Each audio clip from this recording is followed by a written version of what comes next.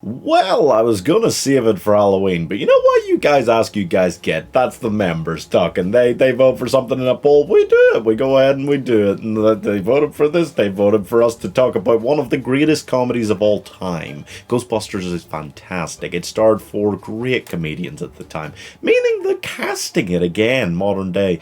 Really high quality task there. And while it was redone in 2016 with an all-female version of the cast, which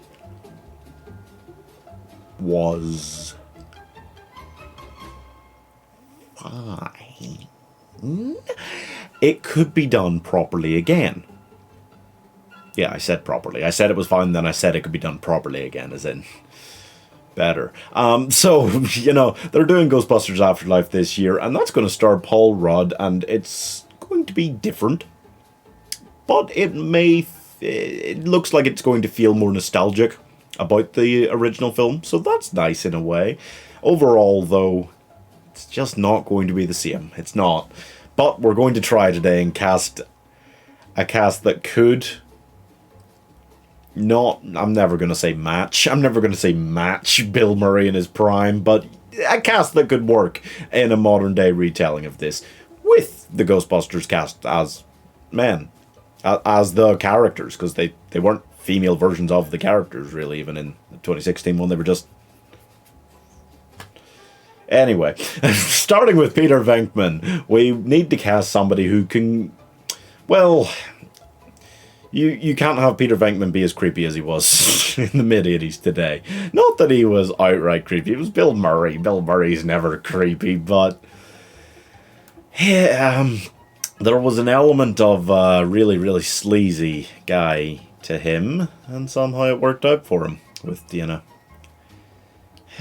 But overall, somebody that can play that kind of man-child, be absolutely hilarious as a comedic lead today, and get away with some small element of that, let's say. I'm thinking Ryan Reynolds. I don't know about you guys, but I'm thinking Ryan Reynolds could be Peter Venkman. He is... Even up till today, Ryan Reynolds is pretty hit and miss. He's become such a meme version of what he used to be that he gets away with even trashy films being beloved now. Like Hitman's Wife's Bodyguard. They're trashy movies, but I still love them. Because he's just at his prime now. He's reached that peak where you don't and can't hate them like you obviously could back in like Green Lantern time. A lot of his films around then. Real garbage that we can't look back on and love even now. But Ryan Reynolds has reached his prime. It's pretty obvious. He's better known for action-related stuff than Bill Murray. I'm not sure if that's a plus or a negative when it comes to Ghostbusters. Frankly, none of those four guys were known for action stuff. None of them ever really became known for action stuff despite Ghostbusters. So maybe you are meant to be just casting more purely for comedy, but even if you're just doing that, Ryan Reynolds is still fantastic and should still do it. When it comes to Ray Stantz, Dan Aykroyd, Bill Murray had done Stripes, he'd done Meatballs, he'd done Caddyshack before Ghostbusters, but his most famous stuff was still to come. Dan Aykroyd had done Blues Brothers before this. And Trading Places, come to think of it. So, you wonder, should you be casting older? And frankly, they were around the same age. It just happened that Bill Murray peaked a little bit later, really. It was actually Harold Ramis, I think, that was the oldest of them when the films were made. Or ever. He was always the oldest of them. That's not how age works. I'm going, and it's bold again here, to cast Chris Pratt as Ray Stantz. Yeah. It feels like we've gone so A-list. And I don't normally go this A-list in my casts.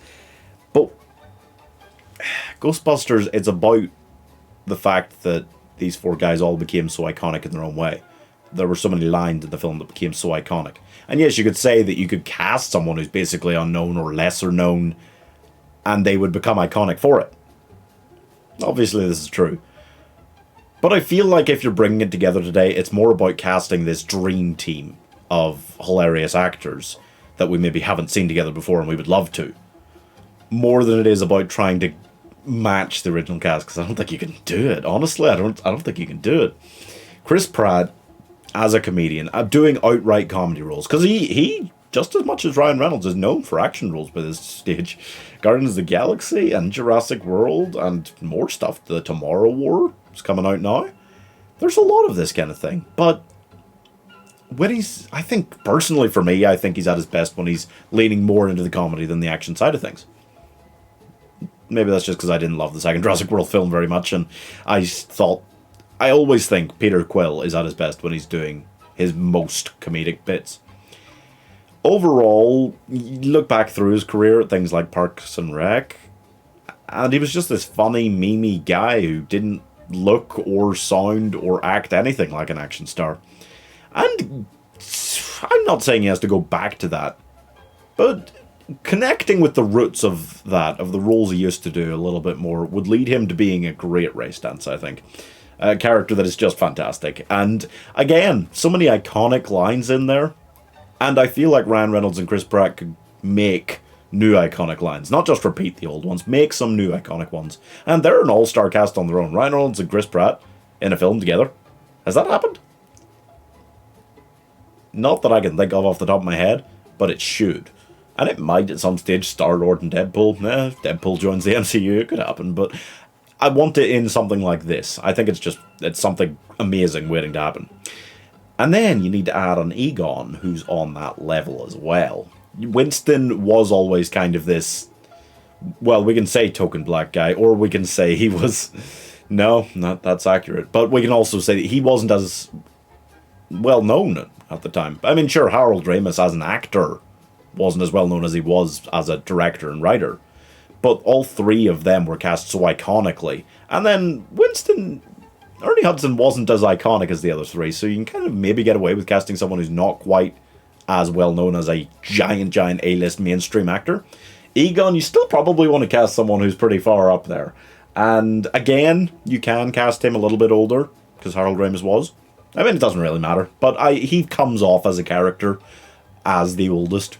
He comes off like this big brother. And I'd like, I think, to cast Paul Rudd, which is super memey since he's in Ghostbusters Afterlife, but he's not playing any of those four, so I'm not breaking my own fan casting rules.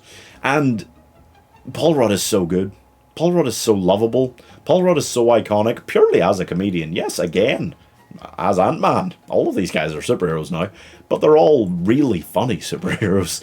And Ant-Man, both films, especially the first one, comes off more as a comedy than an action film, which is rare in Marvel terms. It comes off, action first, comedy, a high second, a close second, a lot of Marvel films, but Ant-Man feels outright like a comedy, and that's just because Paul Rudd's natural comedic, memey, self-deprecating charisma works so well.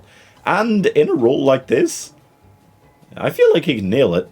I feel like he can bring out some iconic lines, and I feel like just the disbelief. And what I like about this is you could probably cast those three guys as any of the roles. Pretty much. Ryan Reynolds might struggle a little with Egon. No, he could do it. All three of them could play any of the three roles as we know them from the original film and be great at it. But bringing the three of them together, because even despite Star-Lord and Ant-Man both being around, we haven't really seen them interact. So for me, this is like a dream trio, just coming together, those three, for the start of this film. But you need to add Winston. And Winston... Oh, man. My idea was to take somebody who could and should be an A-list movie actor and isn't quite at that stage. But should be, based on comedy, if nothing else. Just sheer comedic ability. So, I'm going to cast Donald Glover. Because, yes, he reached the top of the world in music with, This Is America as Childish Gambino. But as an actor, he did Lando, he did young Lando and stuff like that. But he hasn't really become the mega A-list movie star. TV as well, between Community and Atlanta. He's got up there, but I felt like he's not quite there with movies. And I feel like this is the kind of role where he can get there. And I feel like he's so good at those kind of confused, walking in what's going on here kind of roles. And I feel like he's done that kind of thing before recently. So I'd really like to see him do that and then be added to this kind of dream trio, because he's just great. He's just so good. I love Donald Glover all the way back in Community when he was playing a simpler, especially at the beginning, because all those Community characters evolve into something way different by the end of the show. But especially at the beginning, he was just Troy, this basic jock guy, not very smart. And to some degree, Winston comes off that way just through the other three being scientists and him not. He's just kind of standing there like, whoa, what's going on? That's a big Twinkie. You know, that's all he does. And this is casting a literal redo, essentially, of the original film. And they wouldn't, and I wouldn't want them to. I would want them to do something more with Winston's character. There's more to be done there, whether you make him a scientist too. Just give him more character. I don't know. You know, there's something more to be done there. And that's the four of them. And there isn't a huge cast around them. When you actually think about it, at least the first film, there's not a huge cast around them. You do need to cast Louis Tully. Rick Moranis was iconic. Louis Tully is an annoying character. He's meant to be. He's super memey. And I'm going to cast Charlie Day, because that's so smart. That's so smart. Charlie Day is perfect for that specific role. He's insane and super memey. It's Always Sunny in Philadelphia is a ridiculous meme of a show, and yet his character comes off even memier than all the other meme characters.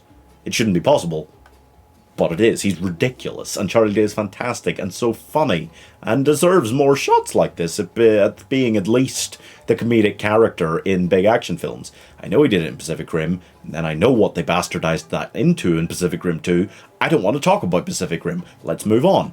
Janine Melnitz is their secretary. Yep. And, you know, that's the one role where they really... Chris Hemsworth was... maybe not even more iconic, but more actively funny than the original.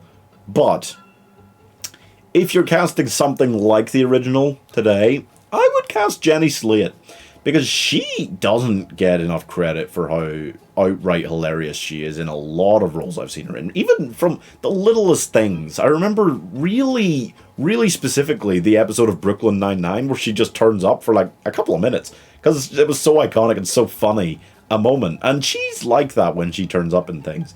As this, which isn't a huge role again, kind of thing, she would really bring a lot of comedy to it beyond what that set of five guys is already incredibly doing. But finally, you do need to cast Dana Barrett. Dana Barrett is a hard role to cast. Sigourney Weaver, iconic in that role. Don't get me wrong, not her most iconic role, but she is iconic for it. It was so simple. It's just this leading lady role, but she added so much straight-faced comedy, kind of like going, what the fuck are you all doing here? And then obviously turned into like Cthulhu at the end. It was a whole thing. And it's hard. But I want to cast Karen Gillan. Yeah. Karen Gillan is so funny. And again, like a couple of people on this list, doesn't get as much credit as she deserves for being as funny as she is. Karen Gillan is hilarious, and I love her. And I'm so excited for Gunpowder Milkshake, which I haven't seen yet, but I'm really excited to see her get a proper leading role. That being said, she's also very good at playing the straight-faced character. Like Nebula in Guardians of the Galaxy. The straight-faced character kind of going, what? Which is what Dana is doing for a large portion of this. And I think she is also very attractive, but that's not important. Well, it kind of is, but it's not important. But she would be great at playing this role that, in some way, I feel like if they redid it right now, in some way, would circumvent the leading lady role. I don't know if she'd also get involved in some way, zapping shit, or if she would not get with Peter Venkman because he's a fucking hound dog. I don't know. But in some version, of this today, I imagine Karen Gillan subverting the character, the original character, and doing it really fucking well. And that's all for this one, folks. There's so many other things we could fan cast. This was a hard one in some ways, but it was a nice idea to take it and make it into like a dream comedy cast coming together. as opposed to actually trying to match the rules individually, because I don't know if you can really do it. But try, subscribe, and we'll continue trying to match originals with fun fan cast remakes.